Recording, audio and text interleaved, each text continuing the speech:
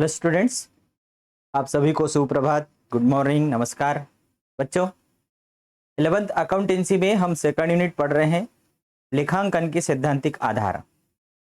बच्चों, लेखांकन के सैद्धांतिक आधारों इस चैप्टर में मैंने अभी तक आप लोगों को लेखांकन की जो मूलभूत अवधारणाएं, उसकी मूलभूत सिद्धांत, उसकी मूलभूत संकल्पनाएं क्या है, वो आप लोगों को जो 13 सिद्धांत है वो बताएं। इन 13 सिद्धांतों में कौन कौन से इंपॉर्टेंट है, इनको आपको फोकस करना है, वो भी मैंने आप लोगों को बता दिए। स्टूडेंट्स, आज की क्लास में हम एक नया पॉइंट सीखेंगे, वो है लेखांकन प्रणालियाँ, अकाउंटिंग सिस्टम। लेखे लिखना एक अलग बात है, और लेखे किस तरीके से लिखे जाए उसके लिए सिस्टम एक कौन सा होना चाहिए। तो अभी तक हमारे सामने 3 प्रकार के सिस्टम है लेखांकन प्रणालियाँ। वैसे तो 2 ही प्रणालियाँ हैं। तो लेखांकन प्रणालियों को वैसे 2 भागों में बांटा गया है। एक द्विअंकन प्रणाली, मतलब द्विप्रविष्टि प्रणाली, या जिसको हम बोलते हैं दोहरा लेखा प्रणाली, और एक दूसरी होती है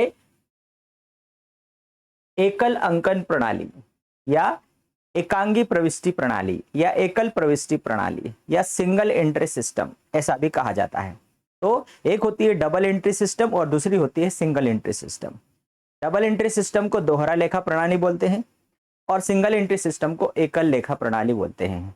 ठीक है, तो अब यहाँ पर यह द्विपक्षीय अवधारणा क्या होती है, या दोहरा लेखा द्विप्रविष्टि प्रणाली क्या है। तो द्विप्रविष्टि प्रणाली को हम इसके पहले जो हमारा एक सिद्धांत था, कौन सा, दोहरा लेखा सिद्धांत, उस सिद्धांत में मैंने आप लोगों को क्लियर किया था कि जो दोहरा लेखा सिद्धांत क्या है। यह दोहरा लेखा सिद्धांत द्विप्रविष्टि प्रणाली पर ही आधारित है। द्विप्रविष्टि प्रणाली मतलब प्रत्येक व्यवहार का लेखा 2 खातों में होता है और 2 खातों के विपरीत पक्षों में होता है। खाता मतलब एक वस्तु से रिलेटेड, व्यक्ति से रिलेटेड या किसी भी मद से रिलेटेड जितने भी व्यवहार होते हैं उनको एक स्थान पर लिखना, वो खाता कहलाता है। अब खाते के 2 पक्ष होते हैं, एक डेबिट होता है और दूसरा क्रेडिट होता है। तो यदि मान लो राम ने 50 लाख रुपए से व्यापार प्रारंभ किया, तो यहाँ पर 2 खाते प्रभावित होते हैं, एक रोकड़ खाता और दूसरा पूंजी खाता। तो रोकड़ खाते के डेबिट पक्ष में लेखा होगा, तो पूंजी खाते के क्रेडिट पक्ष में लेखा होगा। इस प्रकार से यहाँ पर 2 खाते तो प्रभावित हुए, रोकड़ खाता और पूंजी खाता, लेकिन दोनों खातों के विपरीत पक्ष प्रभावित हुए। एक खाता डेबिट हुआ तो दूसरा खाता क्रेडिट हुआ।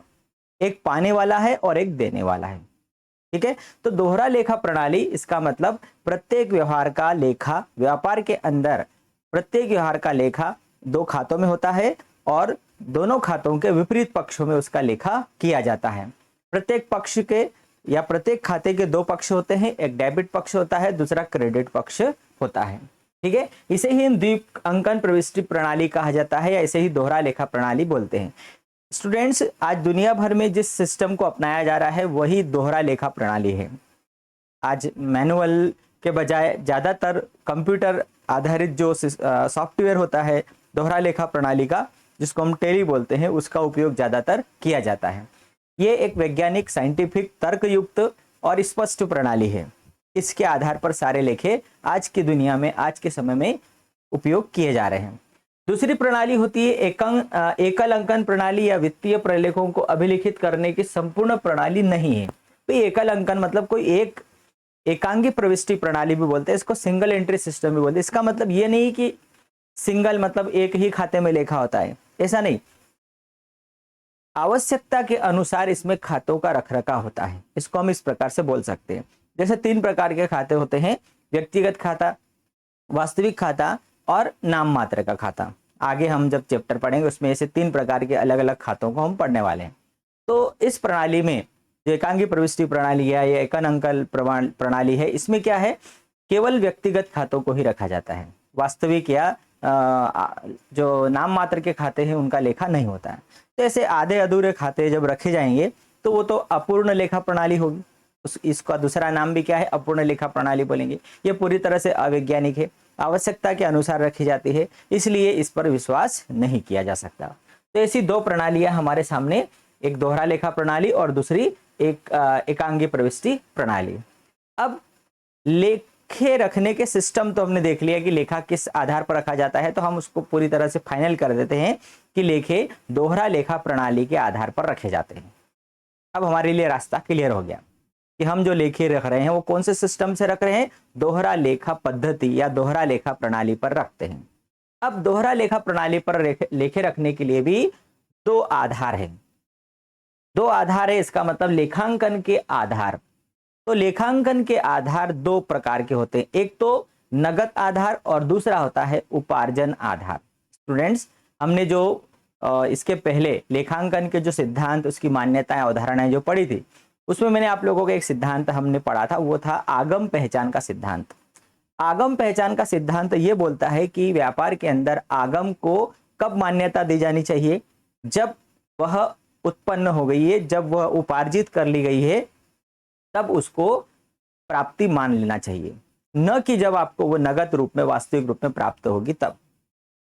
तो यहाँ पर इसी आधार पर हम चर्चा करने वाले हैं कि जो लेखांकन दो प्रकार से होता है, एक तो नगद आधार पर और दूसरा होता है उपार्जन आधार पर।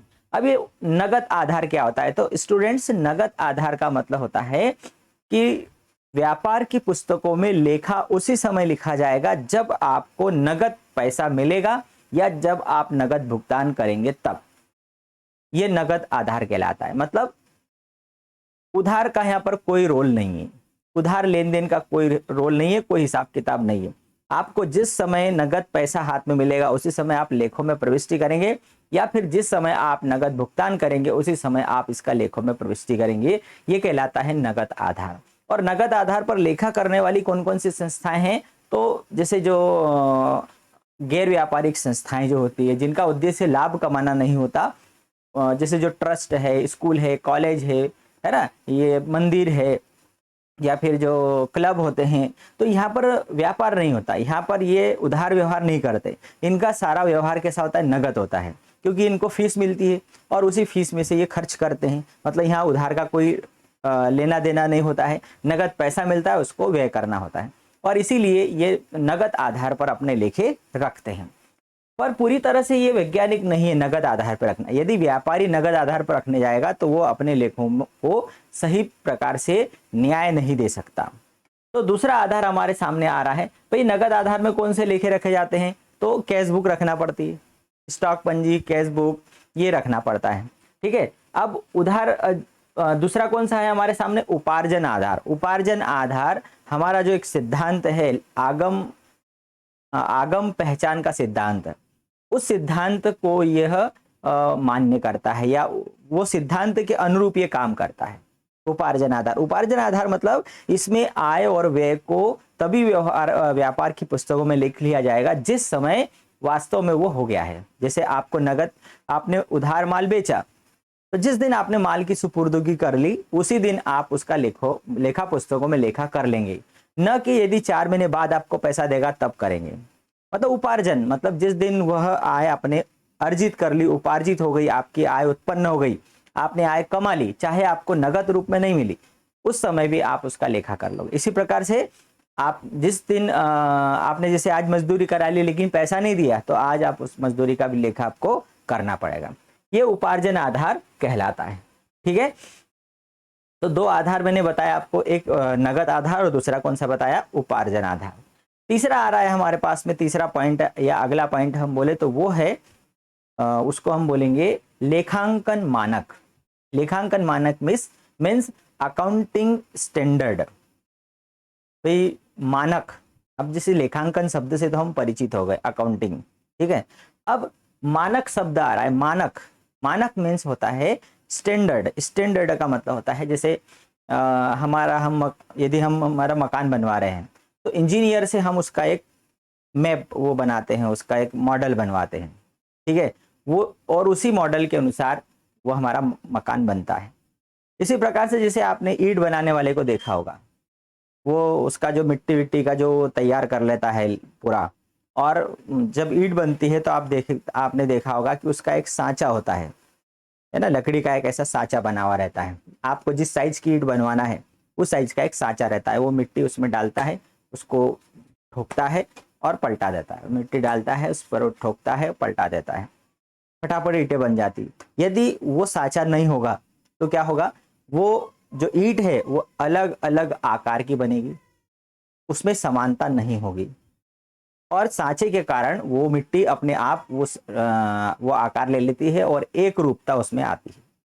ठीक यही बात मानक मतलब स्टैंडर्ड अकाउंटिंग, अकाउंटिंग तो पूरी दुनिया के अंदर रखी जाती है, हमारे देश में भी विदेशों में भी हर जगह लेन देन होता है, व्यापार होता है, तो उसका लेखा जोखा भी रखा जाता है। अब लेखा जोखा रखने के लिए अलग अलग पद्धतियां, अलग अलग तरीके अपनाए जा सकते हैं। तो इनमें एक रूपता लाने के लिए, इनमें समानता लाने के लिए कुछ अकाउंटिंग स्टैंडर्ड बनाए गए, लेखांकन मानक बनाए गए, जिसके कारण कि लेखों में समानता लाई जा सके, जिसके कारण कि जो लेखे जोखे हैं पूरे विश्व स्तर पर समान रूप से रहे या राष्ट्रीय स्तर पर उनमें समानता हो।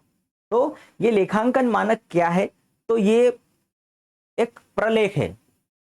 और कैसे प्रलेख है, नीतिगत प्रलेख है। नीतिगत मतलब कि जिसको हम बोलेंगे कि भाई आपने ऐसा मानक बना दिया, या आपने एक ऐसा स्टैंडर्ड बना दिया, या आपने एक ऐसा नियम बना दिया, अब आपको पूरे भारत के अंदर जितने भी लेखा रखने वाले लोग हैं उनको इन नियम का पालन करना पड़ेगा। वो हो गए नीतिगत प्रलेख। इसीलिए लेखांकन मानक क्या है, एक लिखित में है और नीतिगत प्रलेख है। प्रलेख मतलब एक प्रपत्र है, ये नीतिगत प्रपत्र है। जो नीति का मतलब कि जो हमें ये बताते हैं कि आपको काम कैसे करना है। तो पॉलिसी क्या बताती है, पॉलिसी आपको ये बताती है कि आपको काम कैसे करना है। इसी प्रकार से लेखांकन मानक एक लिखित में नीतिगत प्रलेख है, जो वित्तीय विवरणों में लेखांकन लेन देनों की पहचान, मापन, व्यवहार, प्रस्तुतिकरण तथा प्रकटीकरण के आयामों को अवतरित करता है कि आप लेखों को किस प्रकार से लिखेंगे, आप उनकी पहचान किस प्रकार करेंगे, मापन किस प्रकार करेंगे, उनका प्रस्तुतिकरण किस प्रकार करेंगे, उन सारी बातों को ये लेखांकन प्रमाप हमें बताते हैं। लेखांकन मानक ICAI, ICAI मतलब institute of chartered accountant of India, ये भारत की जो जैसे जो चार्टर्ड अकाउंटेंट जो स्टूडेंट्स बनते हैं वो CA कराने वाली संस्था है, और भारत में लेखों के संबंध में एक ऑथोराइज्ड संस्था है ICAI, जो हमारे देश में लेखांकन की पेशेवर संस्था है। लेखांकन के क्षेत्र में काम करने वाली एक प्रोफेशनल ऑर्गेनाइजेशन है ICAI। इसके द्वारा जारी किए गए प्राधिकारिक विवरण है, मतलब ये जो लेखांकन मानक जो है वो किसके द्वारा जारी किए जाते हैं, तो ICAI के द्वारा जारी किए जाते हैं, और ये पूरी तरह से आधिकारिक होते हैं। लेखांकन मानकों का उद्देश्य क्या है, वित्तीय सूचना बढ़ाने के लिए वित्तीय विवरणों से अतुलनीयता का उन्मूलन करने हेतु विभिन्न लेखांकन नीतियों में एक रूपता लाना है। वित्तीय सूचना बढ़ाना मतलब अधिक से अधिक लोगों तक वित्तीय सूचनाएं बढ़ाना है, मतलब उनमें एक रूपता लाना है। एक रूपता लाने के लिए, उनमें तुलना लाने के लिए अतुलनीयता को खत्म करना पड़ेगा। उन्मूलन करना मतलब हटाना, अतुलनीयता। तो यदि लेखांकन मानक का लोग इस्तेमाल नहीं करेंगे तो सब अपने अपने तरीके से लेखे रखेंगे, और अलग अलग तरीकों से लिखने के कारण हम किसी भी विवरण की तुलना नहीं कर पाएंगे। तो लेखों में अतुलनीयता का उन्मूलन करना मतलब अतुलनीयता को समाप्त करने के लिए लेखांकन मानकों को जारी किया जाता है, मतलब लेखांकन नीतियों में एक रूपता लाना, यह लेखांकन मानकों का उद्देश्य है। दूसरा, लेखांकन मानक क्या करता है, तो मानक लेखांकन नीतियों, मूल्यांकन प्रतिमान तथा प्रकटीकरण आवश्यकताओं का समूह उपलब्ध कराता है। मतलब लेखांकन नीतियां क्या होना चाहिए, मूल्यांकन कैसा होना चाहिए, उसका प्रस्तुतिकरण किस प्रकार से होना चाहिए, वे लेखे लोगों के बीच में किस प्रकार प्रस्तुत किए जाए, इन सारी बातों को, इन आवश्यकताओं का वह उपलब्ध कराता है। लेखांकन डेटा की विश्वसनीयता बढ़ाने के लिए साथ साथ लेखांकन मानक अंतरा फर्म एवं अंत फर्म वित्तीय विवरणों की तुलनात्मकता भी बढ़ाते हैं। अब यहाँ पर एक वर्ड आपके सामने आ गया कि लेखांकन जो सूचनाएं हैं इनकी यदि विश्वसनीयता बढ़ाना है, तो विश्वसनीयता बढ़ाने के लिए क्या होना जरूरी है, उनकी तुलना होना जरूरी है। और तुलना दो प्रकार से होती है, एक तो अंतर फर्म और दूसरा अंतरा फर्म। अंतरा फर्म मतलब कि एक फर्म के लेखों की तुलना दूसरे फर्म के लेखों से करना, और अंतर फर्म मतलब फर्म के एक वर्ष के लेखों की तुलना दूसरे वर्ष के लेखों से करना। ये दो प्रकार की तुलना करना होता है जिससे कि लेखों में विश्वसनीयता बढ़े। और ऐसी तुलनाएं काफी प्रभावी होती है। भाई कोई भी व्यक्ति आज के समय में तुलना ही करना चाहता है ना, और तो ऐसी तुलनाएं बहुत प्रभावी होती है तथा आर्थिक निर्णय हेतु लेखांकन सूचनाओं के उपयोगकर्ताओं द्वारा फर्मों के जो परिणाम होते हैं उनके मूल्यांकन हेतु व्यापक रूप से प्रयुक्त की जाती है। तो इसीलिए जो लेखांकन मानक है वह ICAI के द्वारा जारी किए जाते हैं। राष्ट्रीय स्तर पर लेखांकन सूचनाओं में लेखांकन में एक रूपता लाने के लिए, लेखांकन सूचनाओं में विश्वसनीयता बढ़ाने के लिए, उनमें तुलनीयता लाने के लिए लेखांकन प्रमाण जारी किए जाते हैं। ये हमने उसका एक आशय समझा। लेखांकन मानक मतलब अकाउंटिंग स्टैंडर्ड, कुछ नीतियां, कुछ नियम ऐसे जारी किए जाते हैं कि जिसको सभी को पालन करना पड़ता है, उसी के अनुरूप लेखों को लिखना, ये लेखांकन मानक होते हैं। अब इनकी आवश्यकता क्यों होती है? अभी हमने देखा कि लेखांकन मानक की आवश्यकता क्यों है। अब उसके पीछे लेखांकन सूचनाओं के विभिन्न उपयोगकर्ताओं को सूचना विस्तारित करता है। तो ये अभी बात हमें मालूम है कि जो अकाउंटिंग का जो हमने काम किया, किसी भी व्यापारी ने अकाउंट बनाया मतलब लेखांकन का काम किया, तो लेखांकन क्या काम करता है? तो सूचनाओं के विभिन्न उपयोगकर्ताओं को सूचना विस्तारित करता है। सूचनाओं के विभिन्न उपयोगकर्ता कौन है? एक आंतरिक उपयोगकर्ता होते हैं, दूसरे बाह्य उपयोगकर्ता होते हैं। एक व्यापार के अंदर के लोग भी व्यापार की सूचनाओं का उपयोग करते हैं, एक व्यापार के बाहर के लोग भी व्यापार की सूचनाओं का उपयोग करते हैं। तो लेखांकन इन दोनों उपयोगकर्ताओं को सूचनाएं क्या करता है? प्रेषित करता है, भेजता है। लेखांकन सूचनाएं विभिन्न उपयोगकर्ताओं के हित केवल तभी साध सकती है जब उनमें एक रूपता हो। तो लेखांकन सूचनाएं उन सूचनाओं के उपयोगकर्ताओं का फायदा कब कर सकती है? जब कि वो एक जो सूचनाएं कैसी हो, वह एक रूप हो, उनमें समानता हो तथा प्रासंगिक सूचनाओं का पूर्ण प्रकटीकरण हो। प्रासंगिक मतलब प्रसंग के अनुरूप, समयानुरूप यदि सूचनाएं होगी और उनमें एक रूपता होगी तो ही वह सूचना के उपयोगकर्ता को फायदा पहुंचा सकती है, उसका हित कर सकती है। अब किसी भी व्यावसायिक इकाई द्वारा वैकल्पिक लेखांकन व्यवहार तथा मूल्यांकन प्रतिमान प्रयुक्त किए जा सकते हैं। भाई अब किसी भी व्यावसायिक इकाई मतलब भारत के अंदर बहुत सारी व्यवसाय करने वाली इकाइयां हैं, बहुत सारे उद्योग धंधे हैं, बहुत सारे व्यापार करने वाली संस्थाएं।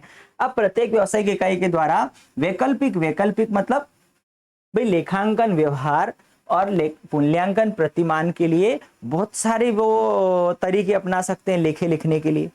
वैकल्पिक मतलब विकल्प है उसके पास में लेखे लिखने के।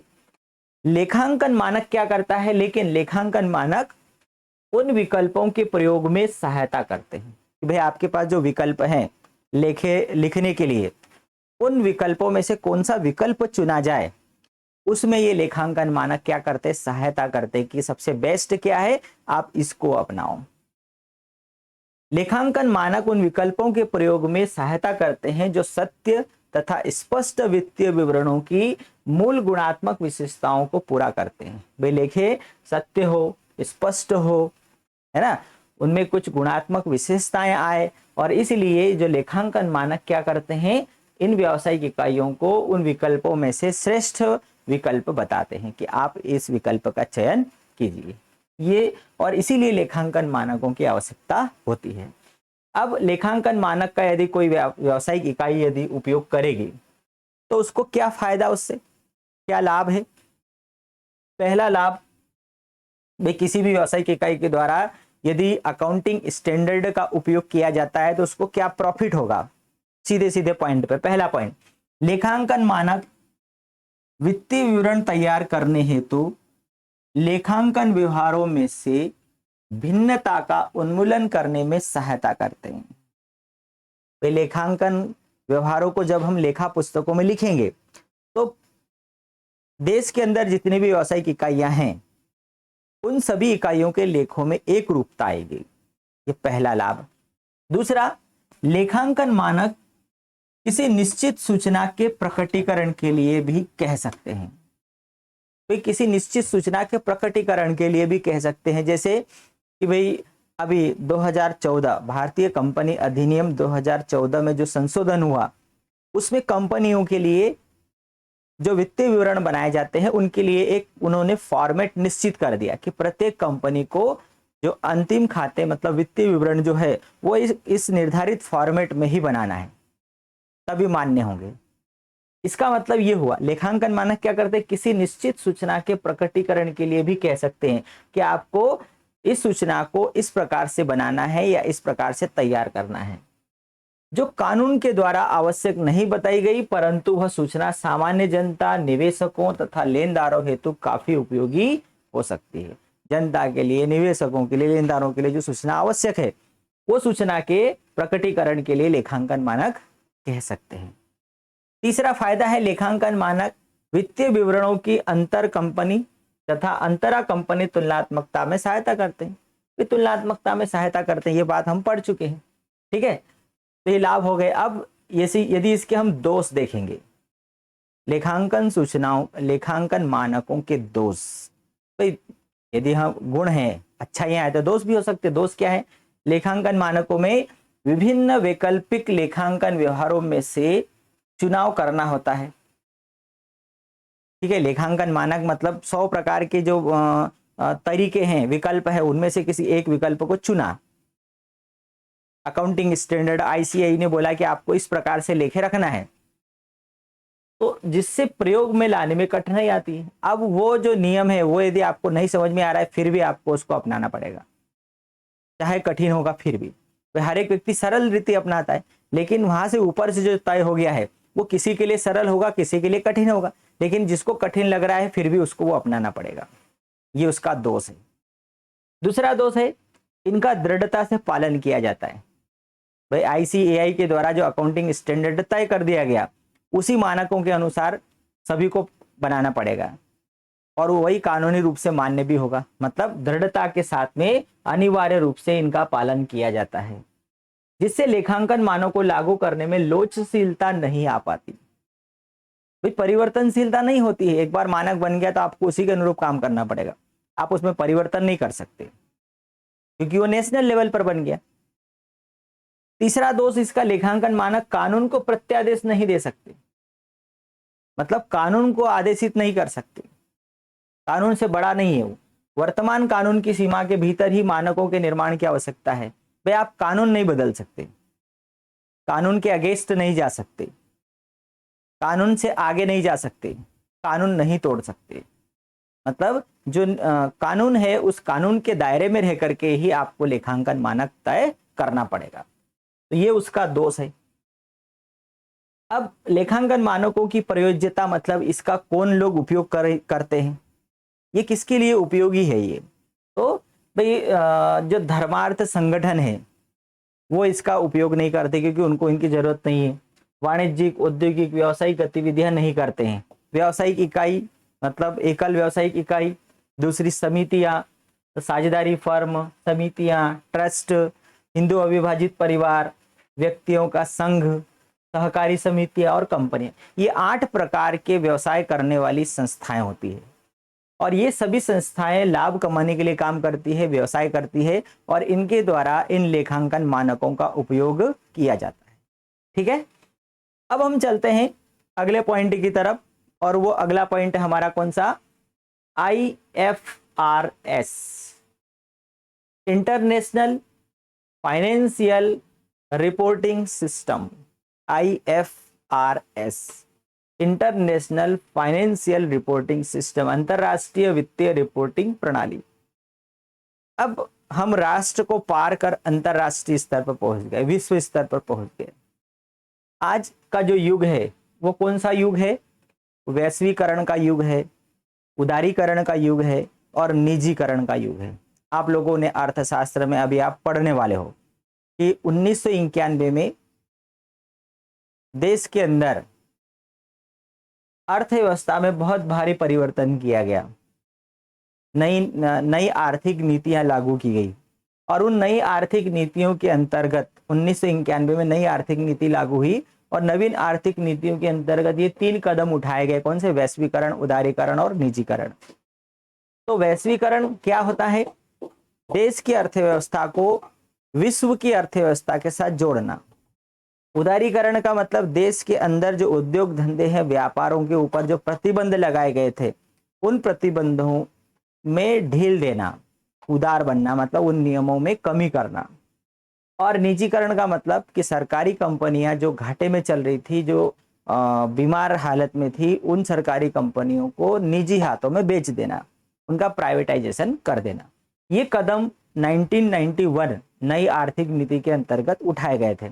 तो वैश्वीकरण, उदारीकरण और निजीकरण के उद्भव के साथ, मतलब 1991 में जब ये बनी, वैश्विक आर्थिक परिदृश्य में कई परिवर्तन आए। भाई जब ये विश्व देश की अर्थव्यवस्था विश्व के साथ जुड़ गई तो बहुत सारे परिवर्तन आएंगे। क्या परिवर्तन आए? अर्थव्यवस्था की वृद्धि को गति देने के अतिरिक्त, भाई हमारे देश की अर्थव्यवस्था तो बढ़ेगी क्योंकि विश्व की अर्थव्यवस्था के साथ जुड़ गई, तो अर्थव्यवस्था की वृद्धि को गति देने के अतिरिक्त भी अपने प्रचालनों को निरंतर जारी रखने हेतु निधि की खोज में बहुराष्ट्रीय निगमों के आने से पूंजी उगाने का कार्य वैश्विक अर्थात अंतरराष्ट्रीय सीमाओं का हटना हो गया। वैश्वीकरण से क्या हो गया कि हमारे देश की अर्थव्यवस्था विश्व की अर्थव्यवस्था के साथ जुड़ गई, और विश्व की अर्थव्यवस्था के साथ जुड़ने के कारण, उदारीकरण के कारण क्या हुआ कि अनेक मल्टीनेशनल कंपनियां भारत में आई, और मल्टीनेशनल कंपनियों का भारत में आना मतलब विदेशी पूंजी भारत में आने लगी। तो वैश्विक और अंतरराष्ट्रीय सीमाएं हट गई। भाई अंतरराष्ट्रीय सारी सीमाएं व्यापार के क्षेत्र में हटा दी गई, मतलब पूरा विश्व क्या हो गया? एक बाजार बन गया। पूरा विश्व क्या हो गया? बाजार बन गया। अब लेखांकन उद्देश्यों तथा रिपोर्टिंग हेतु व्यावसायिक अभिलेखों को रखने के प्रत्येक देश के अपने नियम एवं विनिमय होने के कारण यह काफी बोझिल एवं जटिल कार्य हो जाता है कि उस देश के वर्तमान लेखांकन नियमों तथा विनियमों का पालन किया जाए जब व्यावसायिक उपक्रम को अपनी पूंजी आवश्यकताओं की पूर्ति हेतु विदेश से पूंजी जुटानी हो। भाई अब यहाँ पर भाई कोई भारत की संस्था है, उसको यदि जापान में जापानी कंपनी से कुछ कांटेक्ट करना हो, तो दोनों कंपनी यदि मिलकर व्यापार करने वाली होगी, या जापान की कंपनी हमारे यहाँ व्यापार करेगी, हमारे देश की कंपनी जापान में करेगी, तो कौन से लेखांकन नियमों का पालन किया जाए? जापान के लेखांकन नियमों का पालन किया जाए कि इंडिया के नियमों का पालन किया जाए? ये समस्या उत्पन्न हुई जब व्यावसायिक उपक्रम को, अब अर्थव्यवस्था को अधिक गतिशील, प्रतिस्पर्धात्मक करने हेतु, भाई जो अर्थव्यवस्था है देश की, उसको और गतिशील बनाना है, उसको प्रतिस्पर्धात्मक बनाना है, अंतरराष्ट्रीय विश्लेषकों और निवेशकों में विश्वास बढ़ाने हेतु, एक देश से दूसरे देश की जो अंतरराष्ट्रीय निवेशक है उनमें विश्वास बढ़ाने हेतु यह महत्वपूर्ण है कि विभिन्न देशों के व्यावसायिक संगठनों के द्वारा वित्तीय विवरणों को आगे रखा जाए। वे वित्तीय विवरण जितने भी है उनको आगे रखा जाए ताकि वे सदृश मापदंडों, निवेशक हितैषी, स्पष्ट, पारदर्शी, निर्णय योग्यता के आधार पर तुलनीय हो। उपरोक्त को दृष्टिगत रखते हुए लेखांकन मानकों के वैश्विक अभिसरण का झुकाव अंतरराष्ट्रीय वित्तीय रिपोर्टिंग पर जोर देना है। कुल मिलाकर इसका सार ये हुआ कि वैश्वीकरण के दौर में अनेक मल्टीनेशनल कंपनियां अनेक देशों में गई, और जब मल्टीनेशनल कंपनियों के पूरे विश्व में फैलने के कारण जो वैश्वीकरण से क्या हुआ कि जो पूंजी है, जो कंपनियां हैं, एक राष्ट्र से दूसरे राष्ट्र में व्यापार कर रही है, कोई दूसरे राष्ट्र की कंपनी हमारे देश में व्यापार कर रही है, ऐसी स्थिति में लेखांकन किस पद्धति से रखा जाए? तो अलग अलग व्यावसायिक संस्थानों के, अलग अलग देशों के अलग अलग नियम होने के कारण वहां समस्या उत्पन्न हुई। तो उनमें एक रूपता लाने के लिए जो एक संस्था है अंतरराष्ट्रीय, ये IFRS, international financial reporting system, इसकी आवश्यकता महसूस हुई कि इसके द्वारा, IFRS के द्वारा कुछ मानक बनाए जाए, अंतरराष्ट्रीय मानक बनाए जाए, और उन मानकों के तहत जो मल्टीनेशनल कंपनियां हैं वो अपने लेखे रखे, जिससे कि उनमें एकरूपता लाई जा सके और उनमें समानता लाई जा सके। तो ये IFRS की आवश्यकता क्यों हुई? इंटरनेशनल फाइनेंशियल रिपोर्टिंग सिस्टम की आवश्यकता क्यों हुई? तो अभी हमने ऊपर वाले पैराग्राफ में यही देखा कि उसकी आवश्यकता क्यों महसूस हुई। तो पहला, वित्तीय विवरणों के आधार पर महत्वपूर्ण आर्थिक निर्णय लिए जाते हैं। तो किसी भी कंपनी के जो वित्तीय विवरण होते हैं और उन्हीं वित्तीय विवरणों को देख करके फाइनेंशियल डिसीजन लिए जाते हैं, महत्वपूर्ण निर्णय लिए जाते हैं। वित्तीय लेखों की रकमों में हेर फेर से बचने हेतु निर्णय लेने के ऐसे सुसंगत तरीके की आवश्यकता है। भाई अब जैसे कोई भी कंपनी है, इंडिया की कंपनी है, चाइना की कंपनी है, किसी भी देश की कंपनी है, अब उसकी जो चाइना की कंपनी है तो उसके वित्तीय विवरण वहाँ के नियमों के अनुसार बनाए गए, भारत की कंपनी उसके वित्तीय विवरण भारत के नियमों के अनुसार बनाए गए। तो कुछ भी उस रकमों में हेर फेर हो सकता है, क्योंकि वित्तीय विवरणों को देख करके ही निर्णय लिए जाते हैं। तो कोई भी कंपनी अपने लेखों को बड़ा चढ़ा करके दिखा सकती है दूसरे देश में, अपने देश के नियमों के अकॉर्डिंग वो दूसरे देश को बड़ा चढ़ा के दिखा सकते हैं, रकमों में हेर फेर कर सकते हैं। तो इनको पहचान मापन जरूरी है। एवं वित्तीय विवरणों में सूचना को कैसे प्रस्तुत किया जाए, अतः IFRS को रोकने में सहायक होता है। और इसीलिए IFRS सिस्टम के द्वारा कुछ लेखांकन मानक बनाए गए कि भाई जितनी भी मल्टीनेशनल कंपनियां हैं वो मल्टीनेशनल कंपनियां इन्हीं मानकों के अनुसार लेखे तैयार करें, जिससे कि उनका जो उनके वित्तीय विवरणों के आधार पर निर्णय लिया जा सके। दूसरा है IFRS वैश्विक सामंजस्य में सहायता करता है। वैश्विक सामंजस्य मतलब विश्व स्तर पर व्यावसायिक संस्थाओं के बीच में वह कोऑर्डिनेट करता है। यदि लेखांकन क्रियाओं का नियमन नहीं होता तो विभिन्न देश लेखांकन नियमों एवं विनियमों के विभिन्न समूह लागू करेंगे जो प्रत्येक देश में प्रचलित है। भाई यदि लेखांकन विश्व स्तरीय लेखांकन मानक नहीं होंगे तो प्रत्येक देश अपने नियमों को लागू करेंगे, और यह वित्तीय विवरणों में एकरूपता तथा तुलनात्मकता को रोकता है। और प्रत्येक देश अपने नियमों को यदि लागू करता तो प्रत्येक देश के नियम अलग अलग होंगे और उनमें एकरूपता या तुलनीयता नहीं हो पाती। अतः व्यावसायिक वृद्धि की सुगमता हेतु IFRS के द्वारा लेखांकन मानक विश्व स्तरीय लेखांकन मानक बनाए गए, जो कि इनके द्वारा अपनाए जाते हैं। तीसरी IFRS की आवश्यकता, यह वैश्विक निवेश को सुगम बनाता है। वैश्विक निवेश, निवेश मतलब इन्वेस्टमेंट। भाई वैश्विक निवेश मतलब किसी भी देश का व्यक्ति कहीं दूसरे देश में इन्वेस्टमेंट कर सकता है, या एक कंपनी किसी दूसरे देश की कंपनी में निवेश कर सकती है। ये वैश्विक निवेश को सुगम बनाता है, सरल बनाता है। वित्तीय रिपोर्टिंग एवं लेखांकन मानक का अभिसरण एक महत्वपूर्ण क्रिया है जो वैश्विक निवेश के मुक्त प्रवाह में अंशदान करता है और पूंजी बाजार के सभी हितधारकों हेतु काफी लाभदायक होता है। इससे भाई कोई भी व्यक्ति आसानी से निवेश कर सकता है। तो ऐसे इंटरनेशनल लेवल पर बहुत सारे मानक बनाए गए। हमारे देश के अंदर उनको IND AS कहा जाता है। IND AS मतलब इंडिया के अंदर जो अकाउंटिंग स्टैंडर्ड होते हैं, भारतीय लेखांकन मानक, वो ये हैं। और दूसरे होते हैं AS मतलब अकाउंटिंग स्टैंडर्ड जो बनाए गए वो हैं। देखो यहाँ पैराग्राफ में, लेखांकन नीतियों तक क्रियाविधियों को एक रूप बनाने हेतु लगभग सभी देश IFRS लागू करने पर सहमत हो चुके हैं। मतलब इंटरनेशनल फाइनेंशियल रिपोर्टिंग सिस्टम के द्वारा जो स्टैंडर्ड बनाए गए हैं उन सभी को उनको मान्य करने के लिए, लागू करने के लिए लगभग विश्व के सभी देश तैयार हो गए हैं। परंतु IFRS का नाम अभिमुख रूप में IND AS है। IFRS का जो नाम है वो क्या है? IND AS है। सार रूप में IND AS IFRS से अलग नहीं है। IND AS निगमित कार्य मंत्रालय द्वारा अधिसूचित लेखांकन मानक है। हमारे देश का जो कंपनी मंत्रालय है, कंपनी या निगमों को देखने वाला जो मंत्रालय है, वो उससे ये अधिसूचित है तथा वर्तमान लेखांकन मानकों की तुलना में काफी विस्तृत है। अब तुलनात्मक विश्लेषण हेतु IND AS तथा वर्तमान मानकों की सूची नीचे दी गई है। ये सारे मानक है, ये सारे मानक है। मानक मतलब अकाउंटिंग स्टैंडर्ड है। कौन कौन से? Number 1 IND AS accounting standard number 1, ये वित्तीय विवरणों का प्रस्तुतिकरण बताता है। तो वित्तीय विवरणों के निर्माण, प्रस्तुतिकरण हेतु लेखांकन नीतियों के ढांचे और प्रकटन, मतलब भारत का और IFRS के मानकों की तुलना बताई गई है कि ये नंबर 1 भारत में जो है वो ये बताता है, तो जो अकाउंटिंग स्टैंडर्ड है वो ये बता रहा है। नंबर 2 रहतिया बताता है, तो यहाँ पे रहतिया का मूल्यांकन बता रहा है। नंबर 7 जो accounting standard Ind accounting standard रोकड़ प्रभाव विवरण बताता है, तो ये 3 नंबर ये भी रोकड़ प्रभाव विवरण बता रहा है। इस प्रकार से बहुत सारे अकाउंटिंग स्टैंडर्ड है, करीब यहाँ पर आपके सामने 108 ये दिए गए हैं। ठीक है, तो ये अकाउंटिंग स्टैंडर्ड के आधार पर लेखे रखे जाते हैं। ठीक है, तो हमारे लिए ये सभी को याद करने की जरूरत नहीं, केवल ये हमारे लिए इंफॉर्मेशन के लिए है ये।